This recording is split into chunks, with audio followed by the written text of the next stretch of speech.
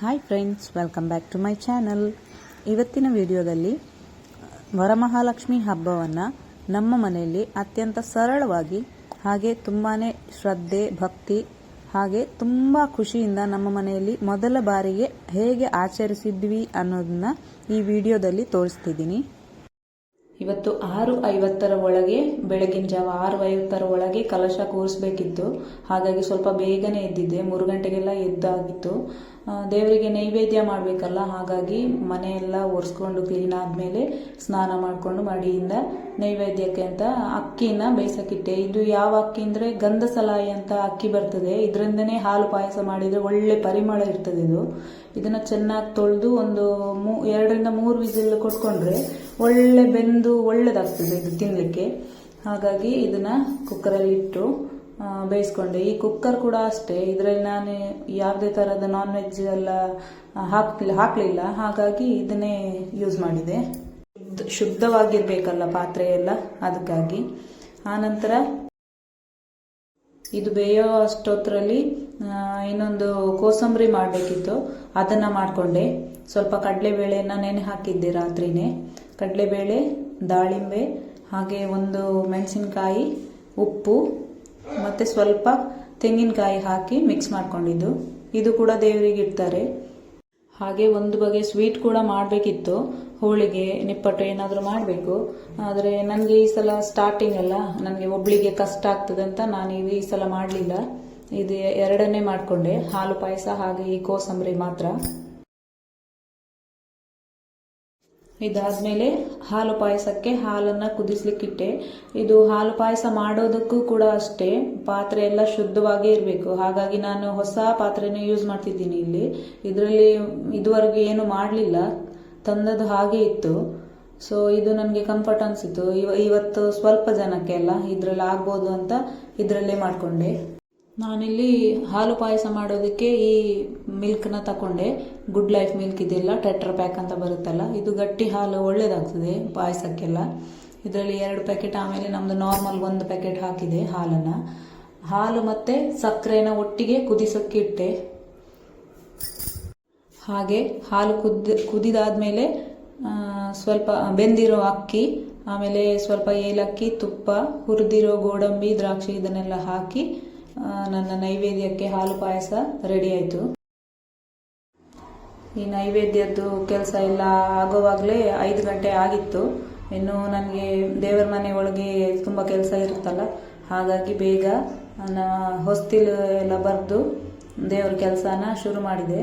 ದೇವ್ರ ಕೆಲಸ ಅಂದರೆ ಎಲ್ಲ ಸಾಮಗ್ರಿ ಅದನ್ನೆಲ್ಲ ಹಿಂದಿನ ದಿನ ರಾತ್ರಿನೇ ಜೋಡಿಸಿಟ್ಕೊಂಡಿದ್ದೆ. ಹಾಗಾಗಿ ಸ್ವಲ್ಪ ಈಸಿ ಆಗುತ್ತಲ್ಲ ಮರುದಿನ ಕೆಲಸ ಮಾಡಲಿಕ್ಕೆ. ಸೊ ಹಿಂದಿನ ದಿನನೇ ಎಲ್ಲ ಜೋಡಿಸಿಟ್ಕೊಂಡು ಇವತ್ತು ಕಲಶಕ್ಕೆ ಏನು ಅಲಂಕಾರ ಎಲ್ಲ ಬೇಕೋ ಅದನ್ನು ಮಾತ್ರ ಶುರು ಮಾಡಿದೆ ಮಾಡಲಿಕ್ಕೆ. ಮತ್ತು ನನಗೆ ರಂಗೋಲಿ ಹಾಕಲಿಕ್ಕೆ ತುಂಬ ಹೊತ್ತು ಹಿಡಿತದೆ. ಸೊ ನನ್ನ ಅಕ್ಕನ ಮಗಳು ಬಂದು ಹೆಲ್ಪ್ ಮಾಡಿದ್ಲು, ರಂಗೋಲಿ ಒಂದು ಪುಟ್ಟದಾಗಿ ರಂಗೋಲಿ ಹಾಕಿ ಕೊಟ್ಲು. ಹಾಗೆ ನಮ್ಮ ಯಜಮಾನರು ಕೂಡ ತುಂಬ ಹೆಲ್ಪ್ ಮಾಡಿದರು ಡೆಕೋರೇಷನ್ ಮಾಡಲಿಕ್ಕೆ, ಅದು ಇದೆಲ್ಲ.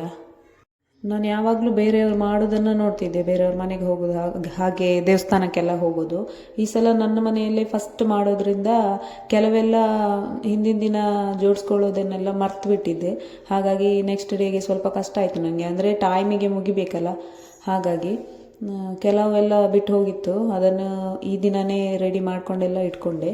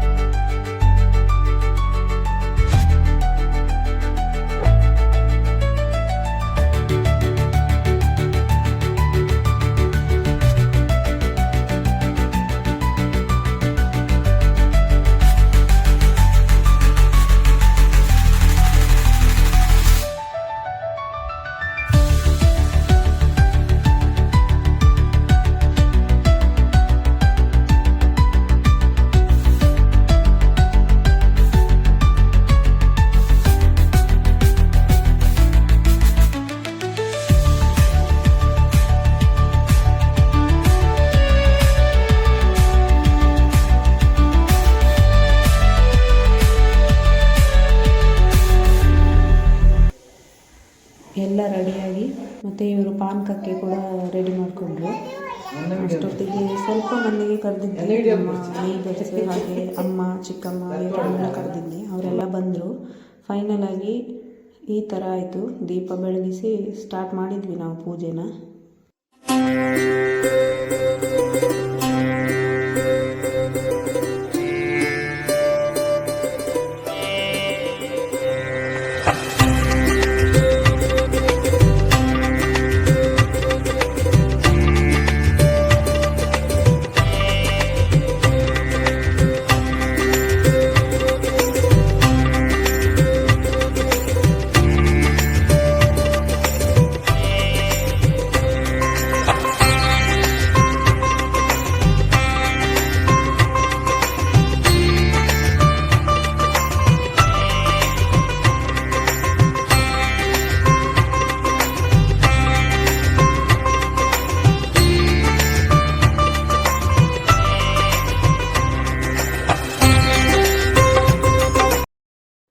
ಕುಂಕುಮಾರ್ಚನೆ ಮಾಡಿಕೊಂಡೆ. ಮೊದಲಿಗೆ ಕುಂಕುಮಾರ್ಚನೆ ಅಷ್ಟೋತ್ತರ ಎಲ್ಲ ಓದಿ ಆದಮೇಲೆ ಪೂಜೆಗೆ ರೆಡಿ ಮಾಡಿದ್ವಿ, ಆರತಿ ಮಾಡಿದ್ವಿ.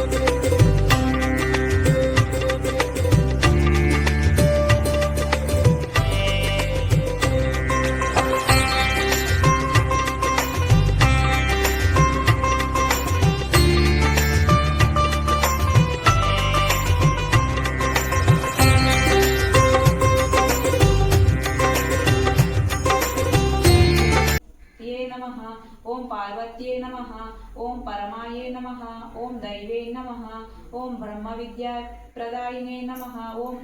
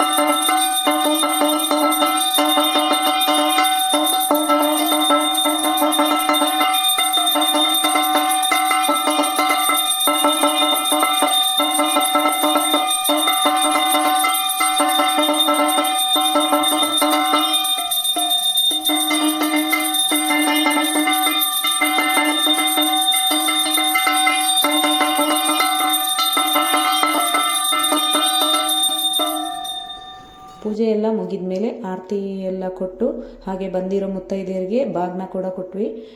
ಒಟ್ಟಲ್ಲಿ ನಮ್ಮನೆ ವರಮಹಾಲಕ್ಷ್ಮಿ ಪೂಜಾ ಸಂತೋಷದಿಂದ ಮಾಡಿದ್ವಿ ನಾವು. ಹಾಗೆ ಎಲ್ಲ ಪೂಜೆ ಮುಗ್ದಾದ್ಮೇಲೆ ಕಲಶದಲ್ಲಿರೋ ಹೂ ಕೂಡ ಬಿತ್ತು.